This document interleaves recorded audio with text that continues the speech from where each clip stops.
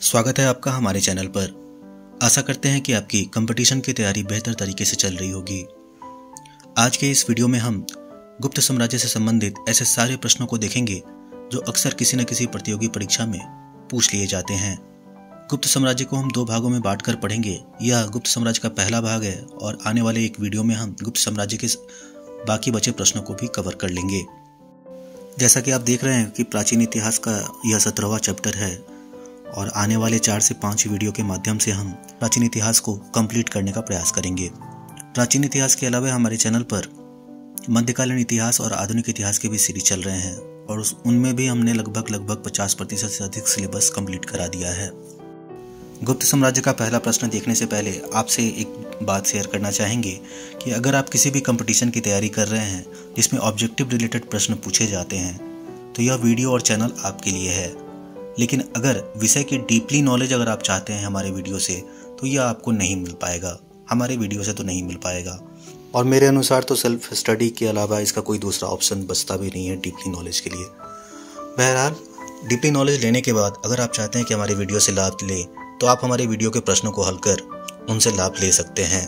हमारा video specially उन छात्रों के लिए है जो बीपीएससी, एसएससी, रेलवे, टीईटी, दरोगा, एनटीपीसी जैसे प्रतियोगी परीक्षाओं के लिए तैयारी कर रहे हैं, जिनमें कम समय में उन्हें ज़्यादा विषयों को कवर करना होता है। तो हमारे वीडियो से वैसे छात्र ज़्यादा से ज़्यादा लाभ उठा सकते हैं। आशा है आप हमारी बात से सहमत होंगे। तो आइए शुरू करते हैं गुप्त साम्राज्य के पहले प्रश्न के साथ। पहला प्रश्न है, किन साहित्यों से गुप्त साम्राज्य की जानकारी मिलती है? मुद्रा राक्षस, देवी चंद्रगुप्तम, कामसूत्र और कालिदास की रचना।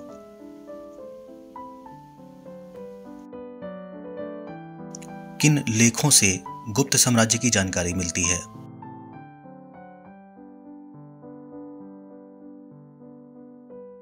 प्रयाग प्रशस्ति लेख, एरन अभिलेख, ताम्रपत्र और मोहरों पर लेख।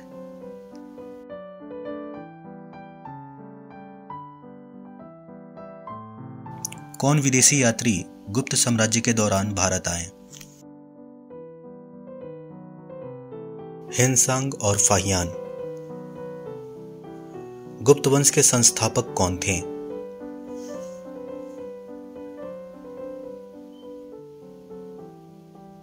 श्रीगुप्त। गुप्त साम्राज्य की स्थापना कब हुई? गुप्त साम्राज्य की स्थापना श्रीगुप्त ने 240 ईस्वी में की थी और गुप्त साम्राज्य 550 ईस्वी तक चला। गुप्त साम्राज्य का उदय कब और कहां हुआ?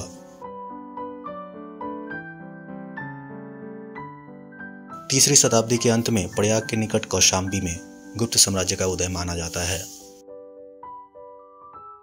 अगला प्रश्न है, श्रीगुप्त के बाद शासक कौन बना?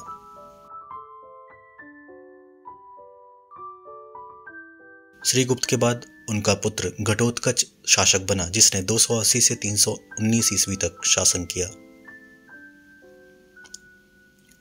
गुप्त वंश का वास्तविक संस्थापक किसे माना जाता है?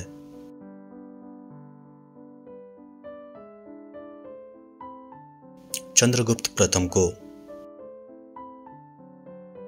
चंद्रगुप्त प्रथम का शासनकाल क्या था? - 319 से 335 ईस्वी तक चंद्रगुप्त प्रथम ने शासन किया। चंद्रगुप्त प्रथम के पिता कौन थे?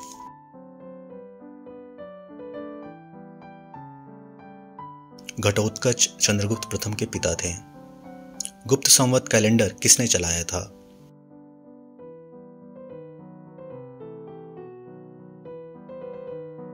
चंद्रगुप्त प्रथम ने। अगला प्रश्न है, चंद्रगुप्त प्रथम का विवाह किससे हुआ था?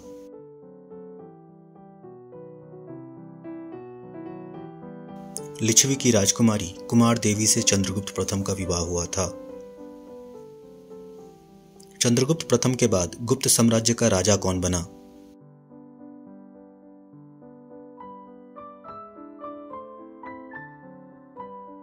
समुद्रगुप्त।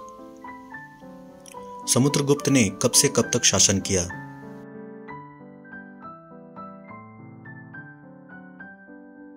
335 ईस्वी से 375 ईस्वी तक समुद्रगुप्त ने शासन किया। भारत का नेपोलियन किसे कहा जाता है?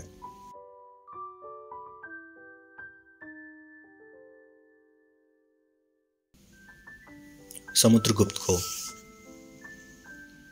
समुद्रगुप्त को भारत का नेपोलियन किसने कहा था?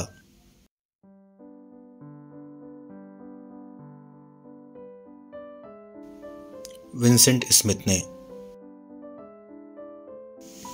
भारत का नेपोलियन समुद्रगुप्त को क्यों कहा गया? क्योंकि समुद्रगुप्त ने आर्यावर्त के 9 तथा दक्षिणावर्त के 12 शासकों को पराजित किया था। समुद्रगुप्त के दरबारी कवि कौन थे?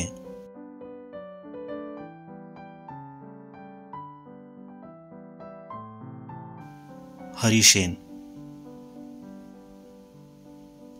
इलाहाबाद प्रशस्ति लेख की रचना किसने की थी?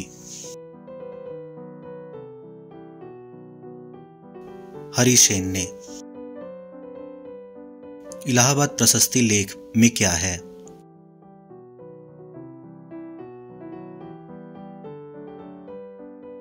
समुद्रगुप्त के विजयों की चर्चा की गई है इलाहाबाद प्रशस्ति लेख में।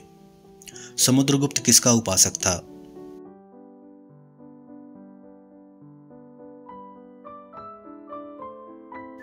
समुद्रगुप्त विष्णु का उपासक था।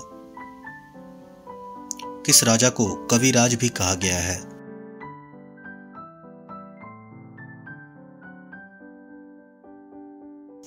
समुद्रगुप्त को। किस शासक को सिक्कों पर वीणा बजाते अंकित किया गया है?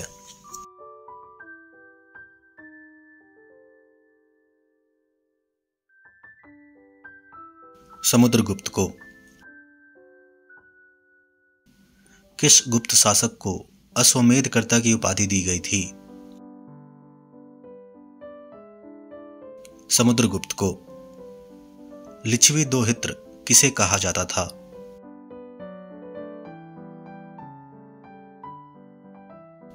समुद्रगुप्त को। बोधगया में बौद्ध विहार के निर्माण हेतु अनुमति के लिए श्रीलंका के शासक मेघवर्मन ने किस गुप्त शासक के पास अपना राजदूत भेजा था?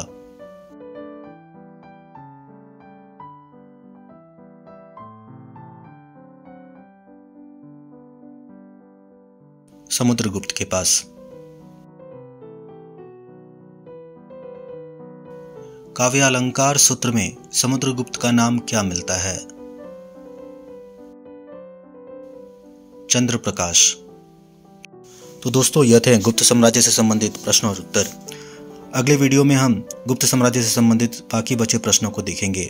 हमारा वीडियो आपको कैसा लगता है हमें कमेंट बॉक्स में जाकर जरूर बताएं, और हमारे वीडियो से रिलेटेड कोई भी सुझाव या कोई भी शिकायत हो तो आप हमें कमेंट बॉक्स में जाकर बता सकते हैं। इस वीडियो को देखने और अपना समय देने के लिए आपका धन्यवाद।